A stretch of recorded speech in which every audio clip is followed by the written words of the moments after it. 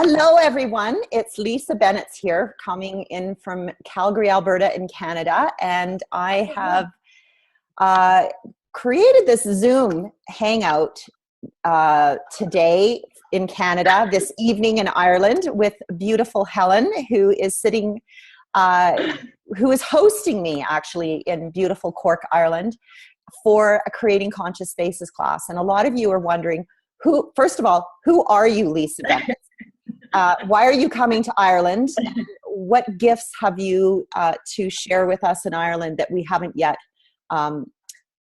been aware of? And so I'm opening it up to the group first to introduce yourselves, and then what's your sort of, I guess, your query of or questions of curiosity. And it's really just following the energy. And I have a background in design. I'm a Feng Shui Master. I've been aware of energy since I was a little girl. And when I talk about energy, being aware of when I could walk into a space or a place and the energy or the space would start to talk to me. And it wasn't cognitively with words, it was the sense with my body about what was light, what was heavy. And I didn't have the words to communicate to my mother, but I had the words to actually tell her, please, I don't want to be in this space. Can we go? So how many times have you, as an adult, all grown up, not listened to the children in your lives, or even for yourself, were told to be quiet and not actually being allowed to speak up about when something didn't feel fun and light and it just felt really heavy and weird and wacky or whatever that is. So for me, I was very lucky to have a mother who was completely just aware that I had an awareness with spaces. And I had a little magical room under the stairs that was my place to visit and talk and talk to my little secret friends, and I never ever felt alone. And it's interesting, as I travel the world and I go to different places and people say, but you're on your own. You're a woman traveling on your own. Aren't you scared? And I'm like, no, I've never actually considered myself alone. I actually am very aware of lots of energies around me and how they contribute to me in all the spaces and places and geography and the earth energy. So, and how did I sort of create that to work with me in this reality from a westernized point of view? Is I actually brought it into renovations and designs and working with clients that said, I don't understand this. And I said, you don't need to. So what can I gift you to be aware of your spaces and how they can contribute to your life and living? So I'm going to put it out to the floor. Introduce yourselves, every beautiful person that's here, that's joined us today. And Fabulous. Thank you, Lisa. Well, I'm Helen Geary, and I'm in Ireland, living in Cove, and looking forward to having you come and stay with us. And I suppose the first glimpse I had of you was really on Facebook. And it was an interview that you were doing with Gary. And there was just this beautiful ease, and the two of you were just sitting on the sofa and chatting about the whole Creating Conscious Spaces, the energy of that just really drew me in. And then I listened to you on Christine McIver's A to Zen channel, and again, just it really resonated with me, the whole idea of conscious spaces. It was so obvious in a way, but I just knew that you'd be the key that would open up so much to so many different people, and that people that are actually living very disconnected, very separate lives, like your explanation of not being alone is almost the direct opposite of a lot of other people's experiences. So for people to get that they're not alone, and if they are physically alone or living, in a disconnected relationship, at least be able to start connecting in a nurturing way with their home, just open up everything for people. So I would love for people to come and meet you and be in your energy and basically unlock their lives and living in so many different ways. So to be able to connect in a nurturing way with your home, and how that could expand out in every single area of your life. So I suppose that's what really excites me, and that's why I'm so happy to be hosting you. Aww. I just hope that people hear about you and come and choose it, and choose them, choose their homes, choose their living spaces, choose their workspaces, and connecting with nature and beyond. You know, it's big. All I know is it's big, it's gorgeous, it's fun, and it's joy. That was the other thing, the other piece of the jigsaw puzzle. It's joyful, it's authentic, it's not fake, not bullshit, it's real. Well, so, and can I just share something really fun? I was in Las Vegas in the United States on my tour just recently, and I had a lady that flew in from another state, and bless her vulnerability, there was a lot of tears, a lot of stuff came up, and her space was talking to me. And, you know, what popped up was it wasn't actually a space that was contributing to her family anymore. It was a very toxic space.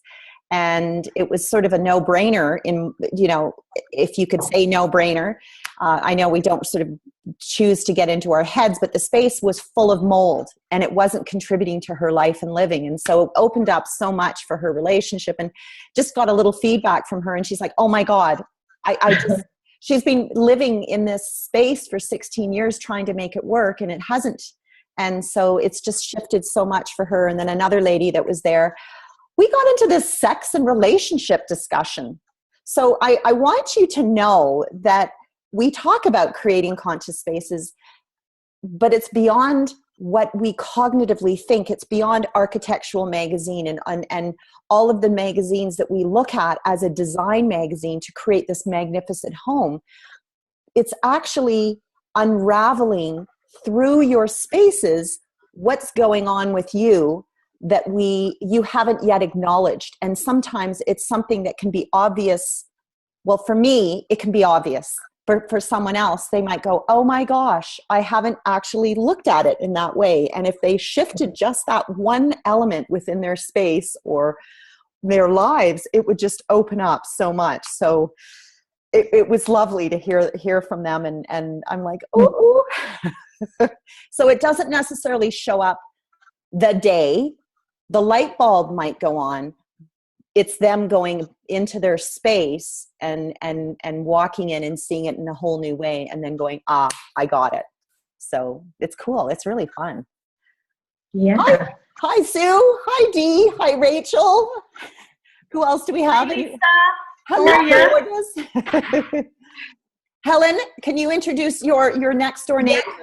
This is Catherine Revens. She's phenomenal. We're just back from Lanzarote, so we're full of beans and sunshine.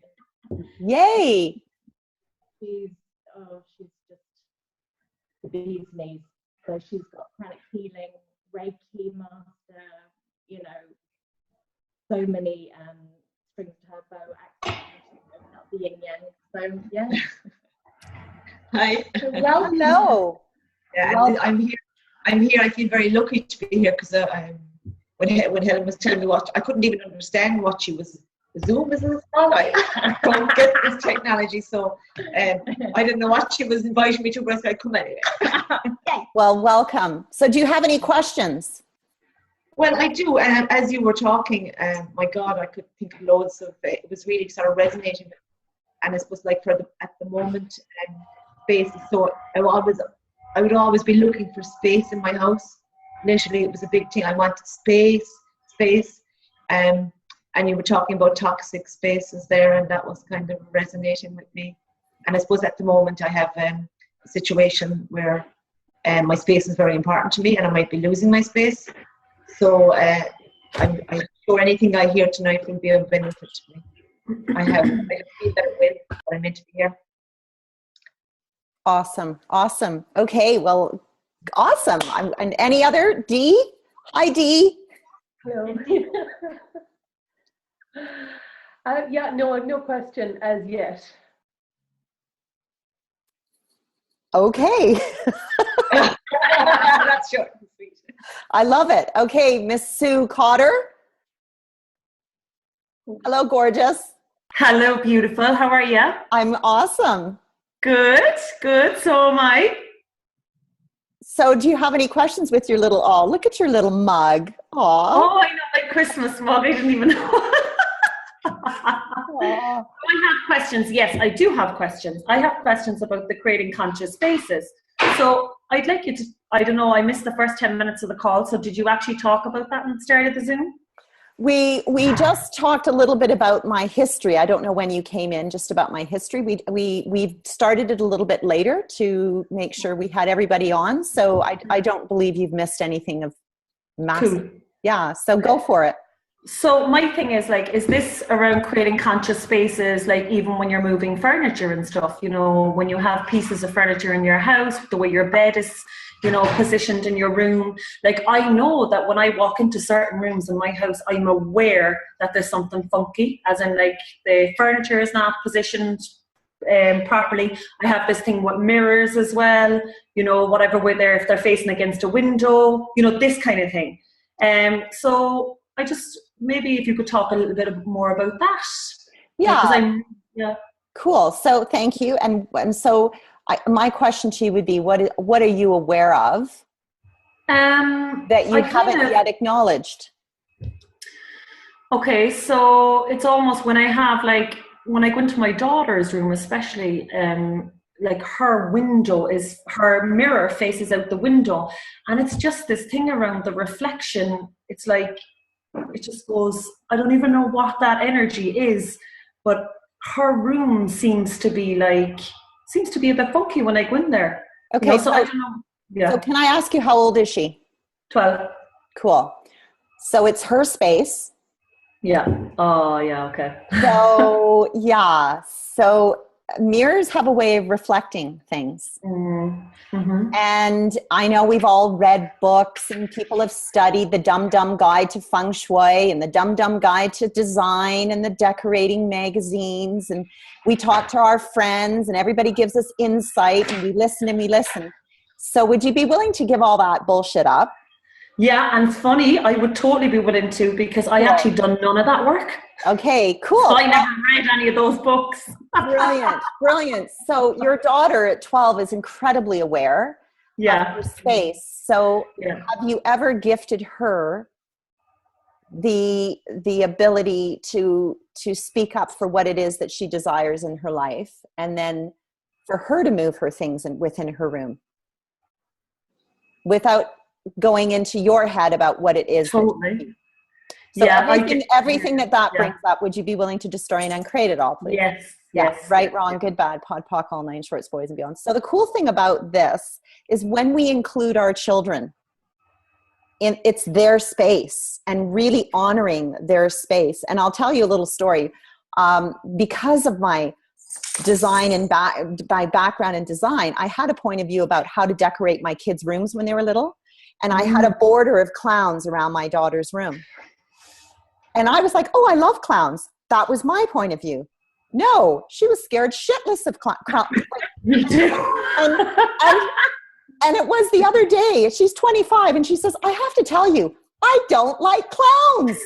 And I had a birthday party with a clown theme. I mean, I must have freaked the poor kid out at some point. So at no time was I including her in the space and what she was desiring. So when we get out of our own way and actually gift them and really work, like let our kids, like get them to put a list together of everything they desire, and then let them play with color, texture, all the different senses. And it's such a gift. It will shift everything. It will shift the relationship, and maybe you don't want to shift your relationship with your daughter. Oh, I do. So it's shifting. It's shifting the energy. And I shifted my room constantly. Constantly. I was moving things in my room, always. Things were talking to me and I moved them, and I change paint colors constantly. So it is her space. Allow and be in complete allowance for yourself to get out of your own way. Yeah. Judgments and everything she's picking up, just say, you know what? If she wants to paint her room black, go for it. The black. Jesus. Okay. It's kind of like going to an all-inclusive resort with your kids when they're little and saying, you can eat anything you want, anything. And they go to the dessert bar for the first 3 days and all they do is eat dessert. Well, I can guarantee you by the 4th day, they're going over and getting a tomato and lettuce and fruit. So that's when we really give our kids permission. They will live with black walls in the room for a short period of time. And then they're like, kind of over that. I'm ready to move on. Yeah. So, I totally see that. And that's something else that you've just brought up there, honouring her space, because her sister has chosen, since we moved to this house, her sister has chosen not to stay in her own bedroom. She wants to sleep in her bedroom every night. So Jodie, the older girl, has said to me, she said, this is not working for me anymore to have her in my bed. Now, when push comes to shove and they get to the end of the night, she actually eventually gets in there. And so how old is your youngest daughter? 9. So when have you gifted her the space to create her own magical space? I've gifted it to her all the time. And that's so funny. This is what I'm seeing right now. I had this control thing with the older girl, and with the younger girl, I just totally left that space wide open for her. So would you be willing to talk to them and find out if maybe one room speaks higher? Like maybe there's an energy within one room that speaks to one daughter. And so it's choice. I wonder if they swapped. Oh my gosh. Swap rooms, because would you believe that? Yeah, it's so funny, isn't it? I know. A light bulb moment. It's a woohoo moment. That is so funny, because here I am trying to figure all this out for the last few weeks, right? And I'm like, what is that energy? And of course, the first thing I went to was, maybe there's something in her room, maybe this, that, and the other. Yeah, so that's so funny. So now it's like, okay, so ask them what do they require, what spaces would be honoring for them, and what would they like to actually have in that space. So I have a question. Would they like to come to the class? I get a yes for the older girl. Cool. Yeah, I love playing with kids. Yeah, I know. It's the younger girl. Yeah, totally. It's really cool. Okay. So would you invite her? What's her name? Jodie. Would you invite Jodie? Yeah, for sure. See, the cool thing about my classes, unlike anything you've ever experienced, is, well, it's beyond fun, giggles and laughter, and it's interactive. It's completely interactive. We play. We have markers and pens, and we have flip charts, and we draw, and we color, and we do crazy and silly things, and we get up and we jump around, and we just do silly things. So if you're at all a fun person, don't come. Yeah. We're a lot of fun. No, it's actually, it's just so much fun, and every class is different, and it's the energy of the class is directed by everyone that attends. So, and so you might come into with a point of view about what it is you're desiring. It never shows up the way you ever imagined. And even for myself, when I start to facilitate a class, it's like, wow, I didn't actually anticipate we were going over here, but okay, let's go this way. And so it's completely fun, free form. You get a manual, you get the recording at the end. Creating honoring spaces. Absolutely. So your spaces reflect everything in your life. They reflect your body. So when you are not willing to honor your body, your relationships, not only with your children, your animals, your yummy other, if you have one, if you have a business out of your home, whether you're honoring your business, everything is connected to the space that your body needs, that sleeping at night. So when we go to sleep at night, this is when our bodies actually, our molecules rejuvenate, everything gets it's that sort of state of you could call it Zen or whatever that is for you. It's the opportunity for your body to recalibrate. And when your body is given the allowance to recalibrate, your spaces are also breathing. They breathe. And a lot of people go in and they go, I put my bed here, I put this here, I put this here, and they don't do anything for 20 years. So how many of you have had parents, you could walk in, it's a complete time warp. Oh, there's the sofa that I sat on when I was in my 10-year-old. I mean, the coffee stain is still there, or the lamp is still broken and the lampshade's still tilted over. And, oh, look, mom's tea service and silver service is still in the same place and she hasn't polished it for 20 years. And, it's, the painting is still crooked. She still hasn't put, the new nail, it's all of these things that we're not aware of because we walk by it constantly. And at some point we tune out. So everywhere that you've tuned out totally of your space. So where are you tuning out of your body, tuning out of your relationships, your business? Yeah. I love it. What I could think of there the whole time was when you were talking about your parents' house, I could just see the picture of the Sacred Heart, the picture of Our Lady. All these pictures were in the same place for years, and the statues, they were all in the same place. And like there was a big, huge statue in my mom's bedroom, my mom and dad's bedroom, of Our Lady. I was like, oh my God. And every time I used to go in there, I'd look at the statue. It was just that whole energy came up of look at them laughing, everything just staying like this. So can you how is their sex life? Oh, that's not dead now. Just curious. Yeah, well, it was actually 7 children. I don't know. My mother said my father never saw her legs, so I don't know. Well, okay. Oh gosh, that's brilliant. Yeah.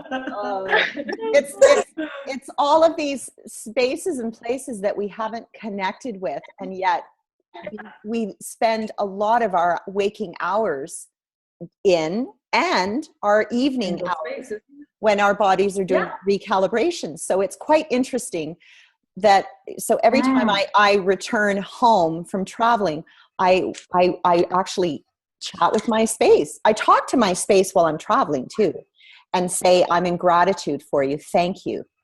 I have so much gratitude for my space. So how many of you lock the door, walk out, and don't think about it until they walk in the door again and go, oh, hi, and they drop all their bags and they get the grocery shop and start to complain about their space and, oh my God, I've got this bulb's blown out and this is done and I've got to do this, and all the whinging and whining and the bitching and complaining.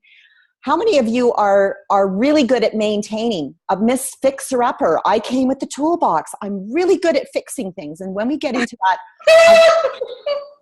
someone's laughing. So someone. That's right. So when who's laughing? That's a brilliant laugh. Rachel. Okay. So everywhere that you're really excited about being Miss Fixer-Upper and that you come with the toolbox, are you aware that your space will continue to have things that will be asking to be maintained? Because you're really good at it. Wow. Oh, yeah. And that not only goes from your space of your home, it goes for your space of your car. It goes into your relationships to maintain and fix. It goes into your businesses. Miss Fixer-Upper. Miss Fixer-Upper. So if you have a Miss Fixer-Upper, you have a Mr. Fixer-Upper in your life. You have an animal that's a fixer-upper going to the vet. You have the car that is constantly in and out and getting fixed. Just saying. So how many of you are willing to give up the fixer-uppers? Oh, I'm so excited to be coming to Ireland and playing with all you ladies. I think you should put a post about that. You might have something to do with eradicating and eliminating the Sacred Heart from the walls of houses. The print of the Sacred Heart on the wall. It sounds really fun. And the fact that it's in the bedroom, I mean, can you imagine looking at that while you're having sex? I'm just like, wow. It would be very clean, holy sex. It would be one position, missionary. That would be it. I love it. I got to say bye-bye. Ciao. Love you. I love you guys. Bye. Thank you, Helen. Thanks, Lisa. Bye. Oh, love you, girls. See you soon. Bye. Woo. Okay. Wow. Okay. So Dee, no pressure.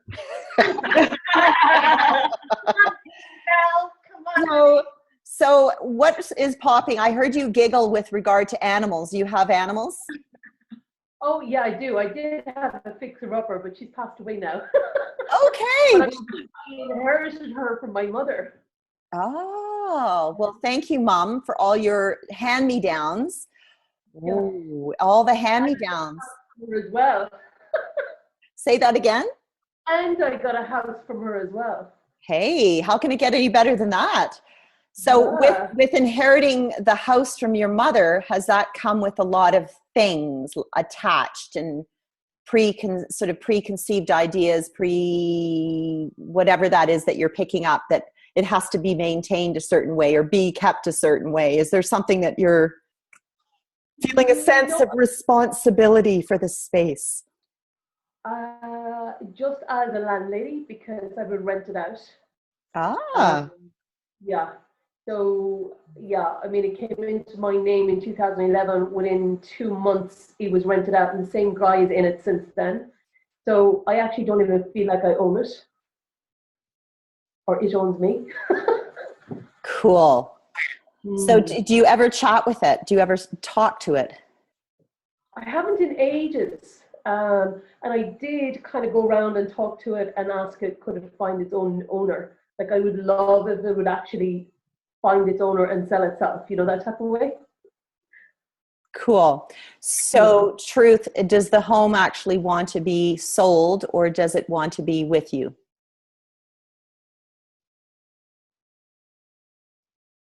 Whitney's lighter. Truth? Truth. So is there something that you are holding on to, a point of view about the home being kept in the family, and that you're willing to rent or lease as opposed to actually letting it go? Is there a part of your mother that is still connected? So all the connection points that you have with the space, the home, the land, because you talked about the landlady. So are you willing to give up the job of being the lady of the land that the house is sitting on? And when you release that, are you now willing to look at it as a whole energetic package, that there's not the land and then the home, but they're actually connected? And would you now be willing to ask Truth, is the house ready to now be sold? Yeah. Okay, is the house ready to be sold? So okay, cool. Cool. I would love to sell it. Okay. It would make it a lot easier. Okay, so we're going into our cognitive brain here and thinking. Okay.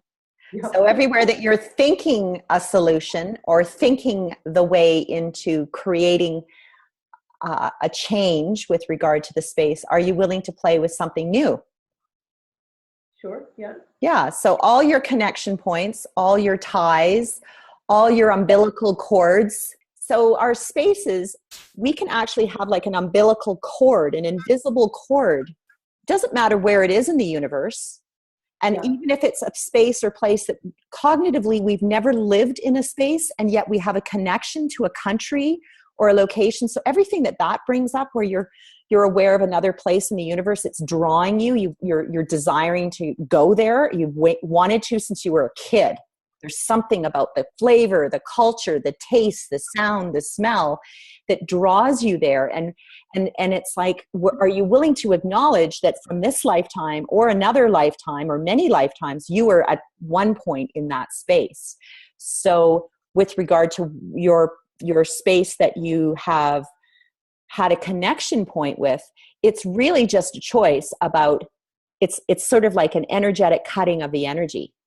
And go, so is now the time? Is now the time that I put up a for sale sign? Is now the time that I ask the house what it would like to be sold for? I mean, there's a million different tools that we can play with. And I mean, I've got I'm just oozing, like right now. Your space, just so you know, it talks to me. I don't have to physically be there. Yeah. It's talking to me. So, oh, yum. It puts everything in this yummy, everything, relationships, businesses, people that come into our lives, spaces, places, yum. My kids think I'm getting younger. It's such a problem. Mom, grow up. No. Oh, so yeah. So any other questions, Dee? Anything else that pops for you? Yeah, no, that's it really. I'll let you sit with that and play with it, and yeah. And you'll all get a recording. You'll all get this so you can play with it. So, okay, you beautiful ladies there in the red scarf. Actually, I have a question for you when you were talking there about, as I've always said, I know that I'm going to live by the sea. And no, I did live by the sea at one stage, but I mean, literally, I could view the sea. And I've always said, I know I'm going to be living by the sea. And now I'm wondering, where the hell is that? I was looking at it as something in the future that I'm really going to love and enjoy, my house by the sea. So,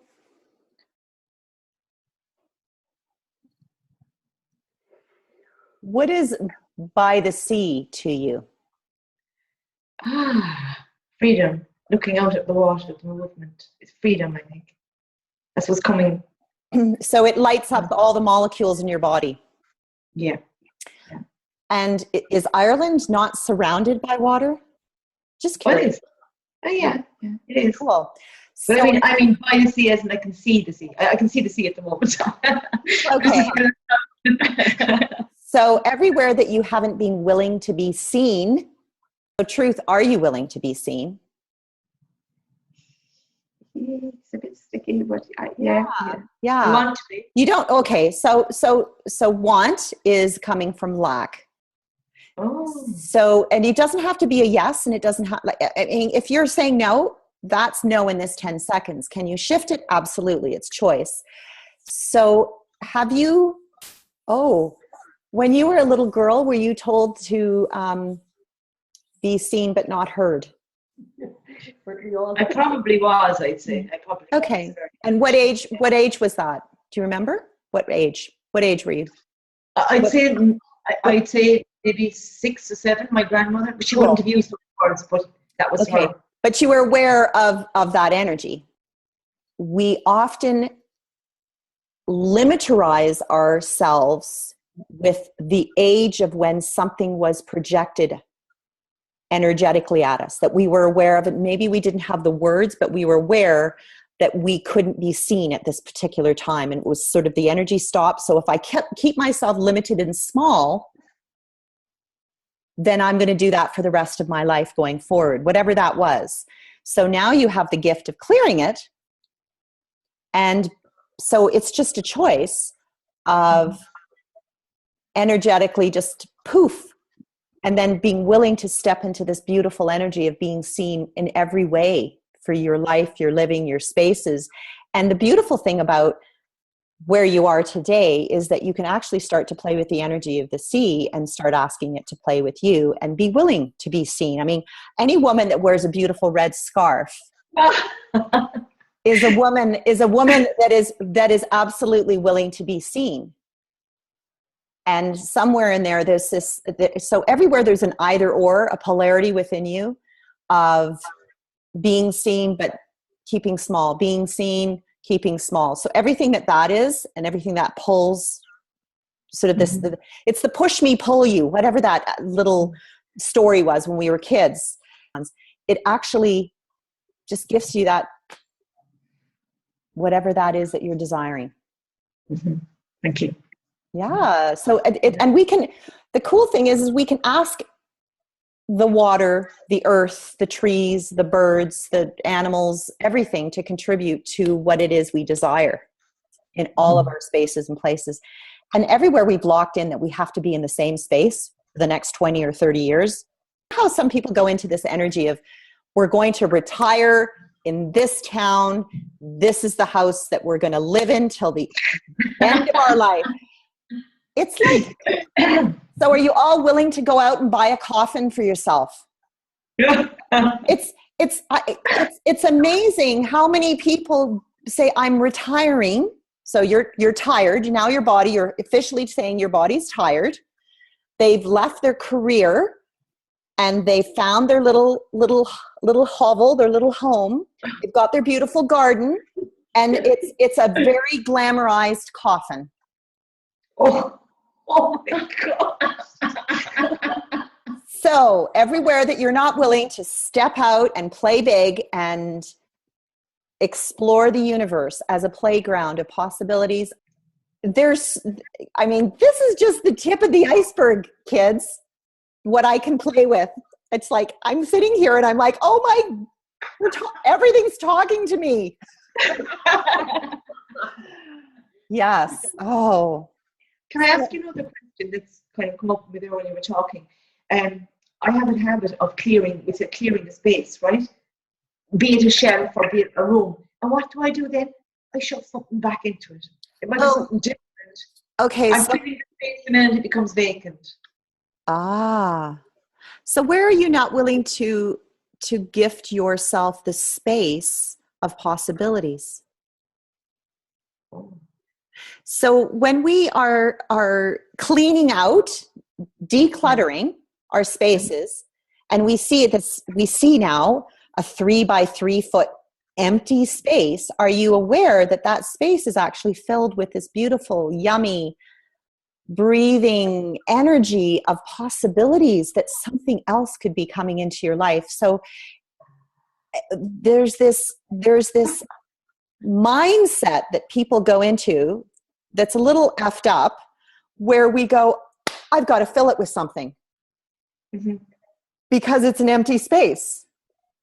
And what does an empty space mean? It's empty, and we go into this whole meaning of a sofa should go here, a table should go here, a lamp should go here, blah, blah, blah.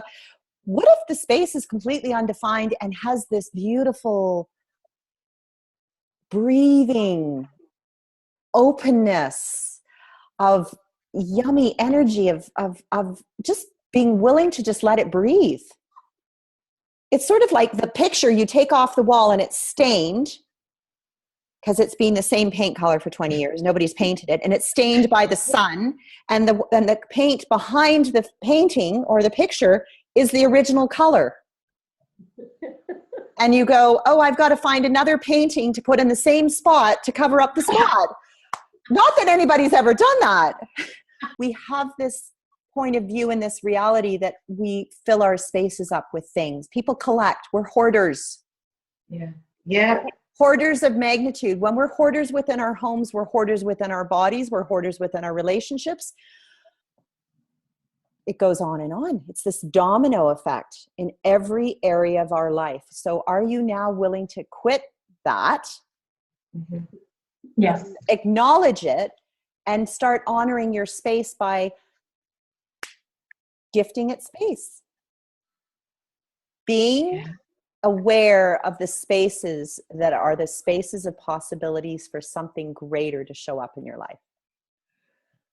Mm-hmm. Without cognitively going into, well, what does she mean by that? Would you be willing to just be the space and honor it? Go clean it. Thank it. Be in gratitude. How many times have you not? Because I wasn't this energy of being in gratitude for my space, not consciously aware of that, probably for the last 8 years, consciously being in gratitude. But prior to that, I was still surfacely doing things. But now I've added this gratitude, and everything has gifted me so much more. It's the painting behind the wall here. It speaks to me. It says, hello, welcome. I haven't seen you for a while.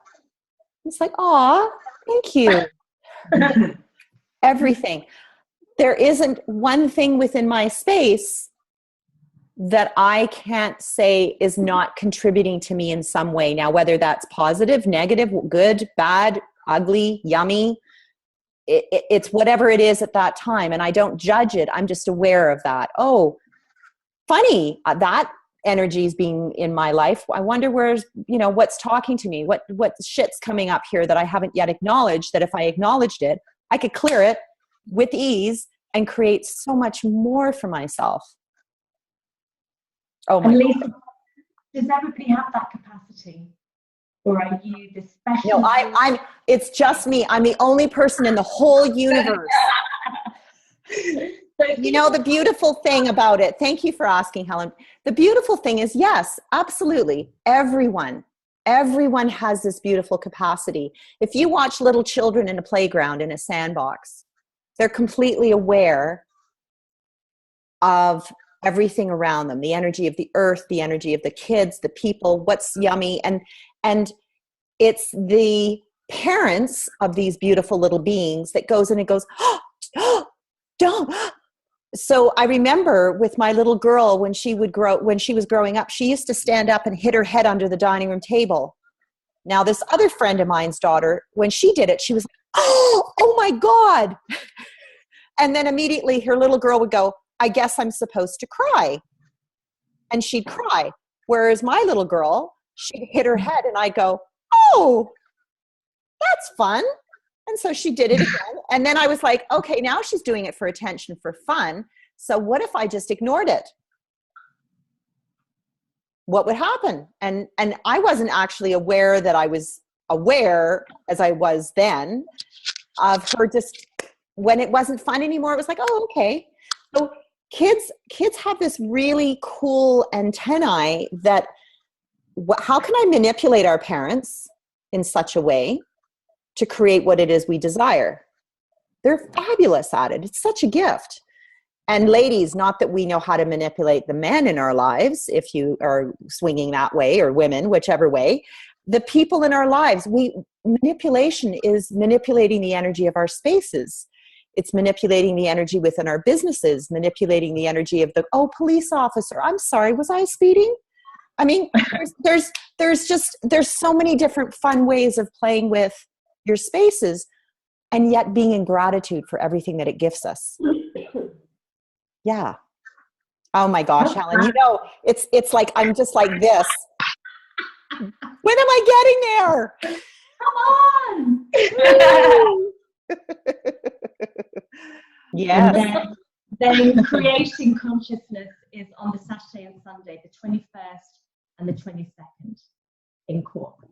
Brilliant. So join us. It's going to be so much fun and life-changing. This is potentially, if people choose it, this could turn everything around in their lives. Whatever they're looking to choose and create and be, this is a magical opportunity.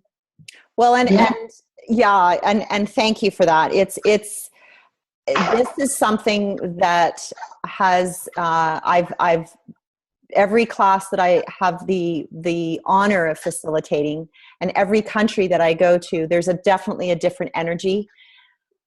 And so where are you not willing to step into something greater for yourself? And it could just be a little shift within your space that actually opens up the possibility for more in your business, more money flows, increased health, improved relationships.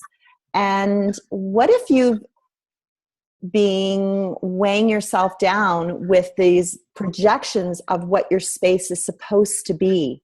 Are you willing to play really big and be willing to be coming from a state of curiosity? Yeah, just enjoy it. That's what it's all about. Woohoo! Thank you, everyone. This is awesome. Thank you, Lisa. Thank you, Dee. Thank you, Catherine. Thank you, Dee. Thank you, Catherine. I look forward to seeing you with your red scarf.